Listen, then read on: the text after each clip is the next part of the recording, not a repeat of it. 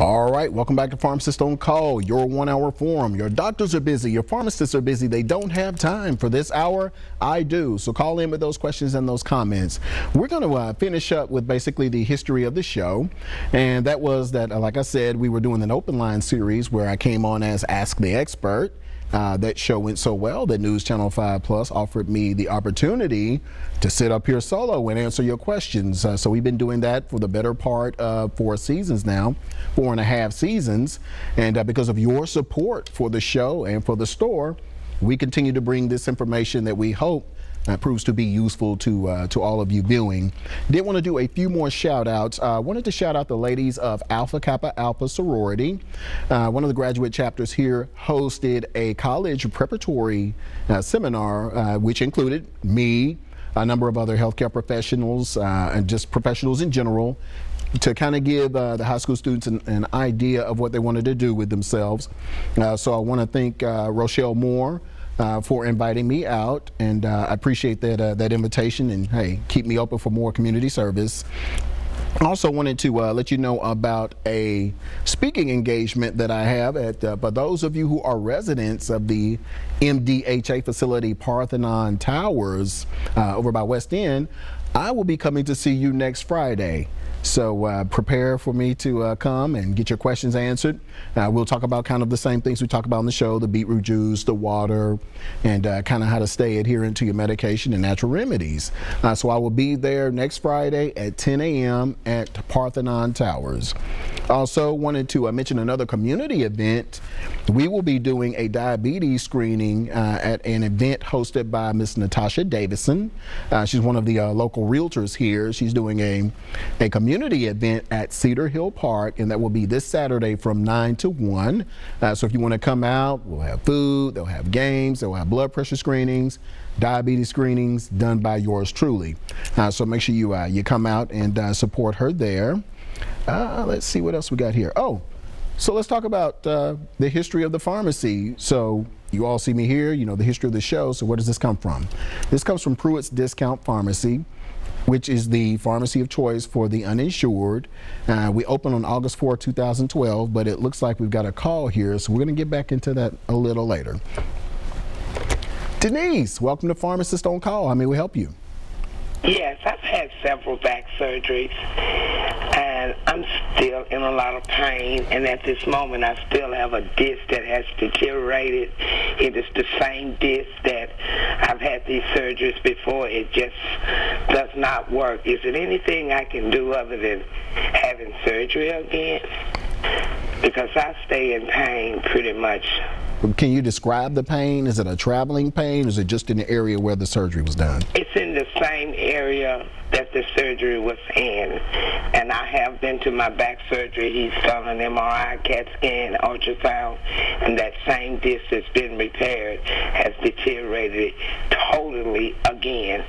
And the only recommendation is to go in and fix it again. And I've had 8 back surgeries. And I'm just not willing to do that again, but I'm tired of being in pain every day. Yes, ma'am. What kind of medication do they have you on? I've tried pretty much everything. Right now I'm on the fentanyl patch. Okay. The patch that you put on your body. Yes, ma'am. And it's a 72-hour patch. I mean, it eases the pain, but it never goes away. Is that the only thing you're on? I take hydrocortisone, and it's a 7.5, but I only take half a pill with this patch. I don't take a full dose because they don't want me to have too much. Yeah. And right now, I want to get off the narcotics, period, and not have anything, but still have a quality of life. Yeah. This has affected me since 2000, and I don't have a quality of life. I mean, I hurt every day, no matter what I do, and I live by myself. Yes, I have an adult child in the military. I don't do anything anymore. I used to love to clean. I can't do anything without having this pain affect me. Okay. And so you're saying they repaired the disc and yet it is still deteriorating? It has deteriorated again. I just found that out in June. I know my body well. Yes, ma'am. And I knew something wasn't right, so it was time to get back to the back surgery. And when he did the MRI, the ultrasound, and CAT scan, it was the same spot, the same disc. How long, what is the timeline in between these surgeries? The last surgery I had was in 2012. They went in from the back and the front. Okay. That was the last one. I'm not going to say I was out of pain completely, but it did work for a little while. But then I know my body, as time went on, it just kept getting worse and worse, and I knew something was wrong. I mean, I didn't need a doctor to tell me, but I didn't know exactly what it was. But it's a disc in there that has deteriorated totally. Okay. Are you a small frame person? I'm very small. I only weigh 114. Okay, so I think that's why they are kind of reluctant to, because I'm thinking, yeah, there should be some other things that could give you, that could control your pain a little better. Ask them about moving you from hydrocodone to oxycodone. I've tried those. Okay. Those are too strong for me. What milligram did you try? I've tried 5.something, 7, and 10. Okay. And the hydrocodone kind of makes me, well, I just do a lot of sleeping and I'm not in my right mind. Okay. The one with the O. I don't function well with it, and it makes me itch. Okay, understood. So, do they have you on anything anti-inflammatory, like maybe either a prednisone or ibuprofen, naproxen, something like that to help decrease it? So I can't take those things, but I do take a muscle relaxer. But I can't tell the difference in that muscle relaxer. I've had tramadol. I've tried everything that they have to offer, and a lot of it just doesn't agree with my body type. It just does not work. And I don't know what else to do. I'm tired. I'm just tired. Let's ask the relaxer I take is Trazodone. Tazanidine, okay. Yeah. Okay. Ask him about maybe using something like prednisone in you. Have you tried it before? I have not. Okay. Yeah, The problem may be the insurance companies may not cover certain medications because it's not in my bracket. I am disabled and on disability, so it's kind of hard. You know, I had to fight for these patches because I didn't want to take the hydrocodone or oxycodone much anymore. Yes, ma'am. I've taken them so long, I just don't want to take them.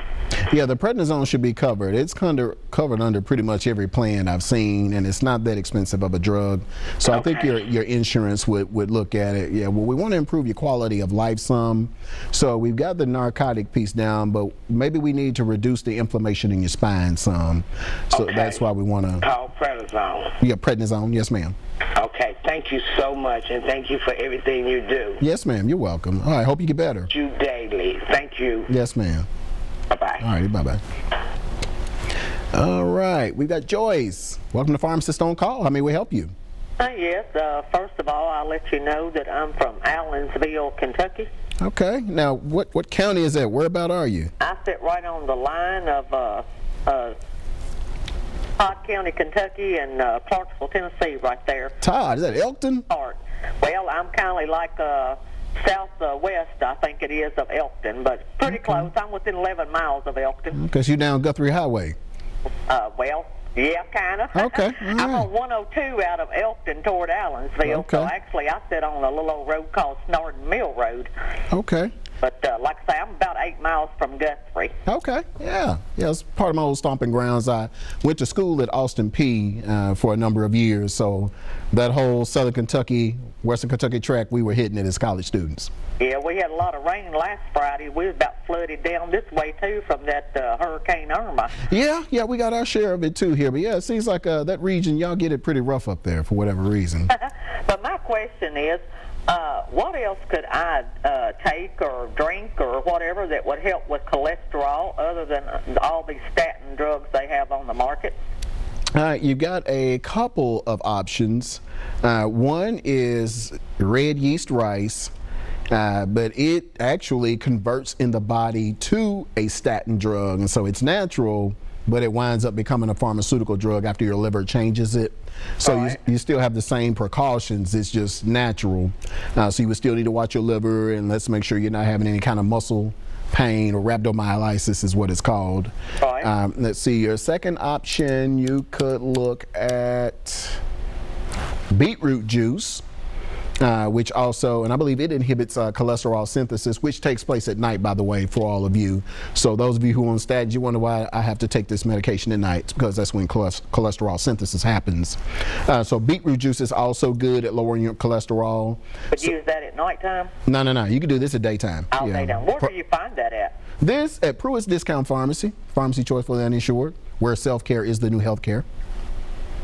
Okay, Yeah. I don't know if we have any of them places around here locally or not. I don't think so. I don't think so. Yeah, and I've been through there recently, so I don't think that that they bought into the whole natural care piece yet. Yeah, a lot of them. Maybe it's too much money making on the real thing. I would suspect that that is the case. Yeah, and then the third thing that you can try is it's actually a pretty good weight loss supplement that we recommend. It's called Garcinia cambogia. So what it does is it blocks your body from absorbing, like if you eat something, you eat a pizza, it blocks your body from absorbing that fat, which is going to, increase your cholesterol. Right. So those are three natural things that you can try: red yeast rice, you can do the beetroot juice, and you can also do Garcinia cambogia. And there's actually no reason why you can't do all three. Okay. Now, where would I find the Garcinia stuff at? If you have a health food store, you may be able to find it up there. Okay. Well, the weight loss, I could use that, but, what's got me so puzzled is why my cholesterol stays up some when I do well if I eat one meal a day, and I'm pretty much vegetarian, Well, then you probably have what we call polygenic hypercholesterolemia, which means it's genetic. So, yeah, even if you do eat well, you're still going to have high cholesterol. It is just a genetic issue. There are different types of high cholesterol, so you may have the genetic one. Okay. Well, have you ever heard about decaf coffee making your cholesterol higher? No, ma'am, I haven't. Well, I'm just wondering because I know my husband, before he passed away, he had cholesterol trouble. And, of course, they put him on decaf coffee because said it was better for anybody who had cholesterol. But then he was on that for like about 6 months, and his cholesterol numbers climbed instead of coming down. And then, of course, I never had no cholesterol trouble whatsoever till I had to go on decaf, with coffee and stuff, because I have trouble with SVT episodes. Yes, ma'am. And ever since I've been on the decaf coffee, it seems like my cholesterol has climbed up. Well, it seems like the caffeine or whatever they're taking out of it is helping to keep your cholesterol down. And the other thing you have to be careful with is those creamers are also high fat and cholesterol, and they can also push it up too artificially. Okay. Well, I have to have my coffee with creamers. I understand. Well, I'm a black coffee guy, but yeah, I understand for those. I used to be, but I was little bitty, and I started adding a little sugar and creamer to my coffee to help gain weight, and now I'm trying to lose weight ever since I had major neck surgery in 2008. Yes, ma'am. And within 3 days, I had gained 8 pounds, and it ain't stopped. I went from 104 pounds up to 150.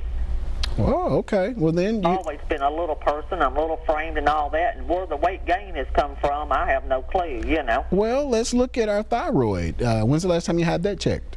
Just recently, and I've got every symptom of thyroid problem, but the blood work keeps coming back saying everything's fine. All right, so ask your doctor to check one lab that I know most doctors miss, and that is called ferritin. Ferritin. F as in Frank. Yeah.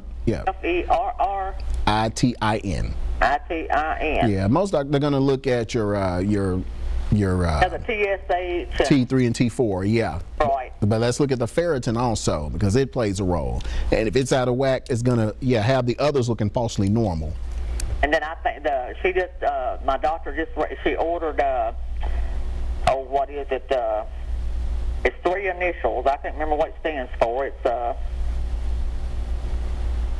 TT something other maybe. Probably total thyroid something. We have a TSH, T3, T4, so it's your thyroid stimulating hormone. Right. Triiodothyronine, which is T3. Maybe like a TSP or something like that. It's probably a thyroid panel then. Okay.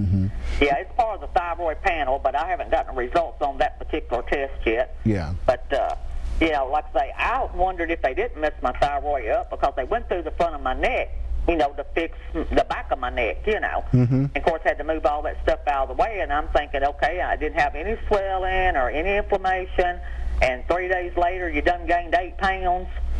You know, and then it just keeps coming on, and with all the symptoms I have of the brittle nails, thinning hair, Hot flashing and all that. dry skin, hot flashes, you can't sleep at all because of them, day and night, you know, it's just, they come all the time. It's not just one period of day or night that they do it, just constantly, like, you know. Yes, ma'am.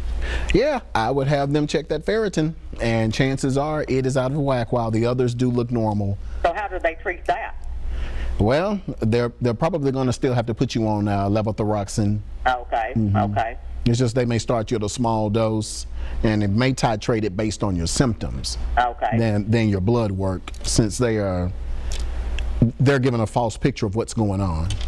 But now they have done a thyroid ultrasound, and I do have like 3 nodules, but they haven't changed in 3 years' time, you know, as far as the size of them. Yes, ma'am. Would the nodules have anything to do with the weight gain? I'm not sure, Okay. but we know where it's coming from. Right, right. All right, then. Thank you much. Yes, ma'am. Thank you. Get off here and enjoy the rest of your show. Okay. All right. Thank you. Thank you. All righty. All right, everyone. Stay right there. We will be right back. Call in with those questions.